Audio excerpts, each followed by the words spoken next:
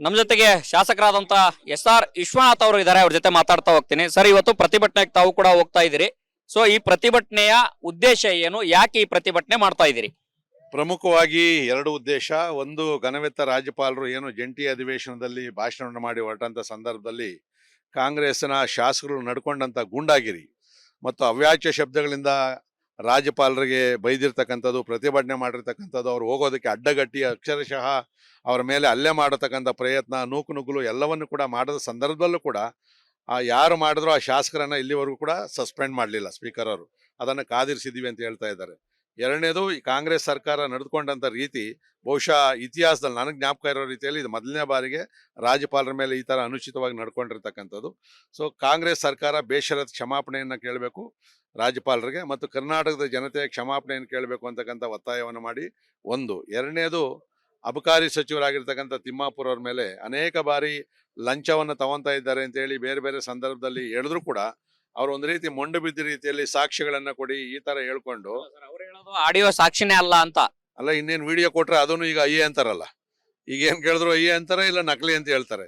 ಆದ್ರೆ ಒಬ್ಬ IAS ಉನ್ನತ ಅಧಿಕಾರಿ, ಅಬಕಾರಿ ಇಲ್ಲಿ ಇರ್ತಕ್ಕಂಥ DC ಲೆವೆಲ್ ಅಧಿಕಾರಿಗಳೇನೆ ಈ ತರದ ಲಂಚವನ್ನ ಕೊಡೋದಕ್ಕೆ ತಗೊಂಡಿದೀವಿ ಅಂತ ಹೇಳಿದಾಗ ಇವ್ರಿಗೆ ಗೊತ್ತಿಲ್ವಾ? ಸಹಿ ಮಾಡುವಂಥದ್ದು ಯಾರು? ಅಧಿಕಾರಿಗಳು. ಇವ್ರಿಗೆ ಗೊತ್ತಿಲ್ದೇನೆ CL7ಗಳು, ಈ MSIಗಳಿಗೆಲ್ಲ ಕೂಡ ಅನುಮತಿಯನ್ನು ಕೊಡ್ತಾರ. ಮತ್ತೆ ಪ್ರತಿ ವರ್ಷ ರಿನ್ಯೂವಲ್ಗೂ ಕೂಡ ಸಾಕಷ್ಟು ಬಹಳ ದೊಡ್ಡ ಮೊತ್ತದ ಲಂಚವನ್ನ ತಗೊಂತವ್ರೆ ಅಂತೇಳಿ ನನಗೂ ಕೂಡ ಅನೇಕ ಜನ ಸ್ನೇಹಿತರುಗಳಿದ್ದಾರೆ. ಅವರೆಲ್ಲ ಹೇಳ್ತಾ ಇರ್ತಕ್ಕಂಥದ್ದು ಇವ್ರ ಕಾಟ ತಡ್ಕೊಳಕ್ ಆಗ್ತಾ ಇಲ್ಲ ಅಂತೇಳಿ. ಇಷ್ಟೆಲ್ಲ ಇದ್ರೂ ಕೂಡ ಇನ್ನೂ ಕೂಡ ಮುಖ್ಯಮಂತ್ರಿಗಳು ಅವರನ್ನ ಸಂಪುಟದಲ್ಲಿ ಇಟ್ಕೊಂಡವ್ರೆ ಅಂತ ಹೇಳಿದ್ರೆ ಒಂಥರ ನಾಚಿಕೆಗೇಡಿನ ಸಂಗತಿ. ತಕ್ಷಣ ಅವರ ರಾಜೀನಾಮೆಯನ್ನು ಪಡಿಬೇಕು ಅಂತಕ್ಕಂಥ ಒತ್ತಾಯವನ್ನ ಇವತ್ತು ನಾವು ಭಾರತೀಯ ಜನತಾ ಪಾರ್ಟಿ ಮತ್ತು JDSನವರು ಸೇರಿ ಹೋರಾಟವನ್ನು ಮಾಡ್ತಾ ಇದ್ದೀವಿ. ರಾಜ್ಯಪಾಲರ ವಿಚಾರಕ್ಕೆ ಸರ್ಕಾರ ವಾದ ಮಾಡುವಂತದ್ದು ಏನಂತ ಹೇಳಿದ್ರೆ, ಕ್ಯಾಬಿನೆಟ್ ಸಿದ್ಧಪಡಿಸಿದಂತ ಭಾಷಣ ಓದಬೇಕು, ಅದು ಸಂವಿಧಾನದತ್ತ ಕರ್ತವ್ಯ ಅನ್ನುವಂಥದ್ದು. ಈಗಾಗಲೇ ಹೇಳಿದ್ದೀವಿ ಅನೇಕ ಬಾರಿ, ಅದನ್ನ ಲೇ ಮಾಡವ್ರೆ, ಅದನ್ನೇನು ತಿರಸ್ಕಾರವನ್ನ ಮಾಡಲಿಲ್ಲ. ಈಗ ಕಳಸರಿ ನೋಡಿರ್ಬೋದು, ಮುಖ್ಯಮಂತ್ರಿಗಳು ಫೈನಾನ್ಸ್ ಬಿಲ್ ಅನ್ನು ಹೋದಾಗ ನಾವು ಧರ್ಣಾ ಮಾಡ್ತಾ ಇರಬೇಕಾದ ಸಂದರ್ಭದಲ್ಲಿ ಮೊದಲನೇ ವಾಕ್ಯವನ್ನು ನೋಡಿ ಕೊನೆಯ ವಾಕ್ಯ ಮಾಡಿದ್ರು, ಅದು ಅಪ್ರೂವಲ್ ಆಯಿತು, ಫೈನಾನ್ಸ್ ಬಿಲ್ ಪಾಸ್ ಆಯಿತು.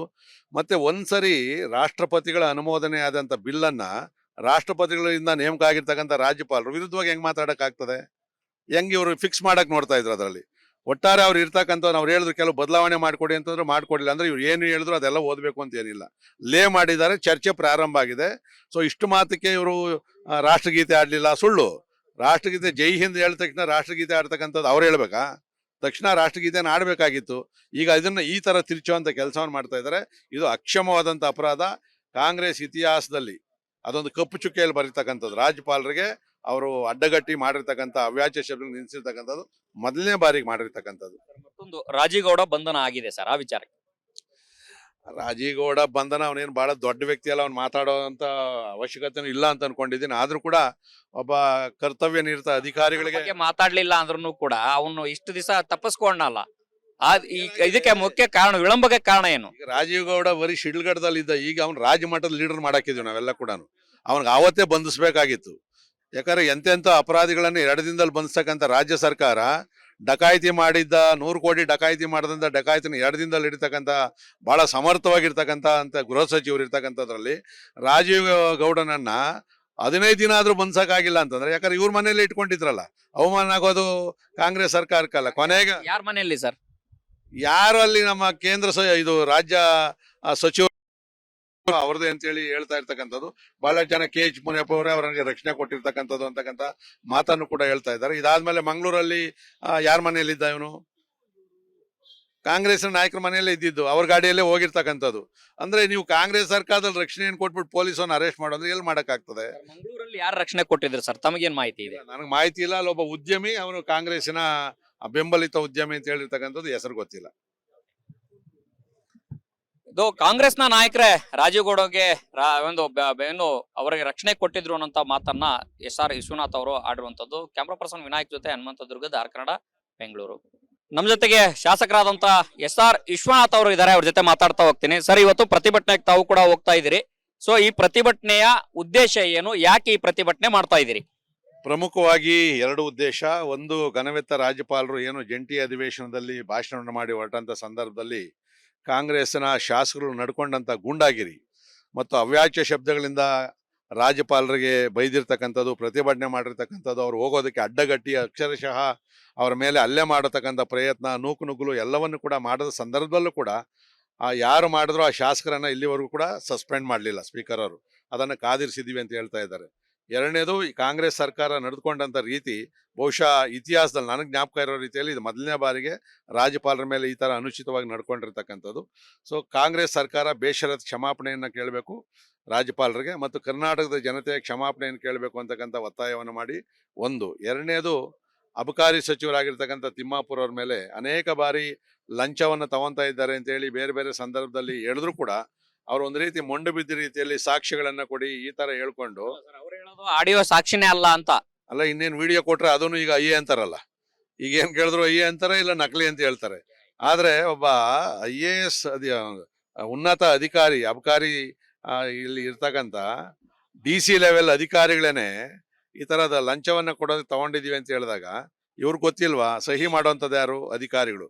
ಇವ್ರು ಗೊತ್ತಿಲ್ದೇನೆ CL7ಗಳು, ಈ MSIಗಳಿಗೆಲ್ಲ ಕೂಡ ಅನುಮತಿಯನ್ನು ಕೊಡ್ತಾರ. ಮತ್ತೆ ಪ್ರತಿ ವರ್ಷ ರಿನ್ಯೂವಲ್ಗೂ ಕೂಡ ಸಾಕಷ್ಟು ಬಹಳ ದೊಡ್ಡ ಮೊತ್ತದ ಲಂಚವನ್ನ ತಗೊಂತವ್ರೆ ಅಂತೇಳಿ ನನಗೂ ಕೂಡ ಅನೇಕ ಜನ ಸ್ನೇಹಿತರುಗಳಿದ್ದಾರೆ. ಅವರೆಲ್ಲ ಹೇಳ್ತಾ ಇರ್ತಕ್ಕಂಥದ್ದು ಇವ್ರ ಕಾಟ ತಡ್ಕೊಳಕ್ ಆಗ್ತಾ ಇಲ್ಲ ಅಂತೇಳಿ. ಇಷ್ಟೆಲ್ಲ ಇದ್ರೂ ಕೂಡ ಇನ್ನೂ ಕೂಡ ಮುಖ್ಯಮಂತ್ರಿಗಳು ಅವರನ್ನ ಸಂಪುಟದಲ್ಲಿ ಇಟ್ಕೊಂಡವ್ರೆ ಅಂತ ಹೇಳಿದ್ರೆ ಒಂಥರ ನಾಚಿಕೆಗೇಡಿನ ಸಂಗತಿ. ತಕ್ಷಣ ಅವರ ರಾಜೀನಾಮೆಯನ್ನು ಪಡಿಬೇಕು ಅಂತಕ್ಕಂಥ ಒತ್ತಾಯವನ್ನ ಇವತ್ತು ನಾವು ಭಾರತೀಯ ಜನತಾ ಪಾರ್ಟಿ ಮತ್ತು JDSನವರು ಸೇರಿ ಹೋರಾಟವನ್ನು ಮಾಡ್ತಾ ಇದ್ದೀವಿ. ರಾಜ್ಯಪಾಲರ ವಿಚಾರಕ್ಕೆ ಸರ್ಕಾರ ವಾದ ಮಾಡುವಂತದ್ದು ಏನಂತ ಹೇಳಿದ್ರೆ, ಕ್ಯಾಬಿನೆಟ್ ಸಿದ್ಧಪಡಿಸಿದಂತ ಭಾಷಣ ಓದಬೇಕು, ಅದು ಸಂವಿಧಾನದತ್ತ ಕರ್ತವ್ಯ ಅನ್ನುವಂಥದ್ದು. ಈಗಾಗಲೇ ಹೇಳಿದ್ದೀವಿ ಅನೇಕ ಬಾರಿ, ಅದನ್ನ ಲೇ ಮಾಡವ್ರೆ, ಅದನ್ನೇನು ತಿರಸ್ಕಾರವನ್ನ ಮಾಡಲಿಲ್ಲ. ಈಗ ಕಳಸರಿ ನೋಡಿರ್ಬೋದು, ಮುಖ್ಯಮಂತ್ರಿಗಳು ಫೈನಾನ್ಸ್ ಬಿಲ್ ಅನ್ನು ಹೋದಾಗ ನಾವು ಧರ್ಣಾ ಮಾಡ್ತಾ ಇರಬೇಕಾದ ಸಂದರ್ಭದಲ್ಲಿ ಮೊದಲನೇ ವಾಕ್ಯವನ್ನು ನೋಡಿ ಕೊನೆಯ ವಾಕ್ಯ ಮಾಡಿದ್ರು, ಅದು ಅಪ್ರೂವಲ್ ಆಯಿತು, ಫೈನಾನ್ಸ್ ಬಿಲ್ ಪಾಸ್ ಆಯಿತು. ಮತ್ತೆ ಒಂದ್ಸರಿ ರಾಷ್ಟ್ರಪತಿಗಳ ಅನುಮೋದನೆ ಆದಂಥ ಬಿಲ್ಲನ್ನು ರಾಷ್ಟ್ರಪತಿಗಳಿಂದ ನೇಮಕ ಆಗಿರ್ತಕ್ಕಂಥ ರಾಜ್ಯಪಾಲರು ವಿರುದ್ಧವಾಗಿ ಹೆಂಗೆ ಮಾತಾಡೋಕ್ಕಾಗ್ತದೆ? ಹೆಂಗೆ ಇವರು ಫಿಕ್ಸ್ ಮಾಡಕ್ಕೆ ನೋಡ್ತಾ ಇದ್ರು. ಅದರಲ್ಲಿ ಒಟ್ಟಾರೆ ಅವ್ರು ಇರ್ತಕ್ಕಂಥ ಅವ್ರು ಹೇಳಿದ್ರು ಕೆಲವು ಬದಲಾವಣೆ ಮಾಡಿಕೊಡಿ ಅಂತಂದ್ರು ಮಾಡಿಕೊಡಿಲ್ಲ. ಅಂದ್ರೆ ಇವ್ರು ಏನು ಹೇಳಿದ್ರು ಅದೆಲ್ಲ ಓದಬೇಕು ಅಂತ ಏನಿಲ್ಲ, ಲೇ ಮಾಡಿದ್ದಾರೆ, ಚರ್ಚೆ ಪ್ರಾರಂಭ ಆಗಿದೆ.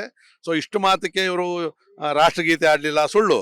ರಾಷ್ಟ್ರಗೀತೆ ಜೈ ಹಿಂದ್ ಹೇಳಿದ ತಕ್ಷಣ ರಾಷ್ಟ್ರಗೀತೆ ಆಡ್ತಕ್ಕಂಥದ್ದು ಅವ್ರು ಹೇಳ್ಬೇಕಾ? ತಕ್ಷಣ ರಾಷ್ಟ್ರಗೀತೆನ ಆಡಬೇಕಾಗಿತ್ತು. ಈಗ ಇದನ್ನ ಈ ತರ ತಿರ್ಚುವಂತ ಕೆಲಸವನ್ನು ಮಾಡ್ತಾ ಇದ್ದಾರೆ. ಇದು ಅಕ್ಷಮವಾದಂಥ ಅಪರಾಧ. ಕಾಂಗ್ರೆಸ್ ಇತಿಹಾಸದಲ್ಲಿ ಅದೊಂದು ಕಪ್ಪು ಚುಕ್ಕೆಯಲ್ಲಿ ಬರೀತಕ್ಕಂಥದ್ದು. ರಾಜ್ಯಪಾಲರಿಗೆ ಅವರು ಅಡ್ಡಗಟ್ಟಿ ಮಾಡಿರ್ತಕ್ಕಂಥ ಅವ್ಯಾಚ್ಯ ಶಬ್ದ ನಿಲ್ಲಿಸಿರ್ತಕ್ಕಂಥದ್ದು ಮೊದಲನೇ ಬಾರಿಗೆ ಮಾಡಿರ್ತಕ್ಕಂಥದ್ದು. ಮತ್ತೊಂದು, ರಾಜೀಗೌಡ ಬಂಧನ ಆಗಿದೆ ಸರ್, ಆ ವಿಚಾರಕ್ಕೆ. ರಾಜೀಗೌಡ ಬಂಧನ, ಅವನೇನು ಬಹಳ ದೊಡ್ಡ ವ್ಯಕ್ತಿ ಅಲ್ಲ, ಅವ್ನು ಮಾತಾಡೋಂಥ ಅವಶ್ಯಕತೆನೂ ಇಲ್ಲ ಅಂತ ಅನ್ಕೊಂಡಿದ್ದೀನಿ. ಆದ್ರೂ ಕೂಡ ಒಬ್ಬ ಕರ್ತವ್ಯ ನಿರತ ಅಧಿಕಾರಿಗಳಿಗೆ ಮಾತಾಡ್ಲಿಲ್ಲ ಅಂದ್ರೂ ಕೂಡ ಅವನು ಇಷ್ಟು ದಿವಸ ತಪ್ಪಿಸ್ಕೊಂಡಲ್ಲ. ಇದಕ್ಕೆ ಮುಖ್ಯ ಕಾರಣ, ವಿಳಂಬಕ್ಕೆ ಕಾರಣ ಏನು? ಈಗ ರಾಜೀವ್ ಗೌಡ ಬರೀ ಶಿಡ್ಲಘಟ್ಟದಲ್ಲಿ ಇದ್ದ, ಈಗ ಅವ್ನು ರಾಜ್ಯ ಮಟ್ಟದ ಲೀಡರ್ ಮಾಡಾಕಿದ್ವಿ ನಾವೆಲ್ಲ ಕೂಡ. ಅವನಿಗೆ ಆವತ್ತೇ ಬಂಧಿಸ್ಬೇಕಾಗಿತ್ತು. ಯಾಕಂದ್ರೆ ಎಂತೆಂಥ ಅಪರಾಧಿಗಳನ್ನು 2 ದಿನದಲ್ಲಿ ಬಂಧಿಸ್ತಕ್ಕಂಥ ರಾಜ್ಯ ಸರ್ಕಾರ ಡಕಾಯಿತಿ ಮಾಡಿದ್ದ 100 ಕೋಟಿ ಡಕಾಯಿತಿ ಮಾಡಿದಂಥ ಡಕಾಯಿತಿನ 2 ದಿನದಲ್ಲಿ ಹಿಡಿತಕ್ಕಂಥ ಬಹಳ ಸಮರ್ಥವಾಗಿರ್ತಕ್ಕಂಥ ಗೃಹ ಸಚಿವರು ಇರ್ತಕ್ಕಂಥದ್ರಲ್ಲಿ ರಾಜೀವ್ ಗೌಡನನ್ನ 15 ದಿನ ಆದ್ರೂ ಬಂಧಿಸಕ್ಕಾಗಿಲ್ಲ ಅಂತಂದ್ರೆ, ಯಾಕಂದ್ರೆ ಇವ್ರ ಮನೆಯಲ್ಲೇ ಇಟ್ಕೊಂಡಿದ್ರಲ್ಲ, ಅವಮಾನ ಆಗೋದು ಕಾಂಗ್ರೆಸ್ ಸರ್ಕಾರಕ್ಕಲ್ಲ. ಕೊನೆಗೆ ಯಾರ ಮನೆಯಲ್ಲಿ ಸರ್? ಯಾರು ಅಲ್ಲಿ ನಮ್ಮ ಕೇಂದ್ರ ಇದು ರಾಜ್ಯ ಸಚಿವರು ಅವ್ರದೇ ಅಂತೇಳಿ ಹೇಳ್ತಾ ಇರ್ತಕ್ಕಂಥದ್ದು. ಬಹಳ ಜನ KH ಮುನಿಯಪ್ಪ ಅವರೇ ಅವರಿಗೆ ರಕ್ಷಣೆ ಕೊಟ್ಟಿರ್ತಕ್ಕಂಥದ್ದು ಅಂತಕ್ಕಂಥ ಮಾತನ್ನು ಕೂಡ ಹೇಳ್ತಾ ಇದ್ದಾರೆ. ಇದಾದ್ಮೇಲೆ ಮಂಗಳೂರಲ್ಲಿ ಯಾರ ಮನೆಯಲ್ಲಿದ್ದ ಇವನು?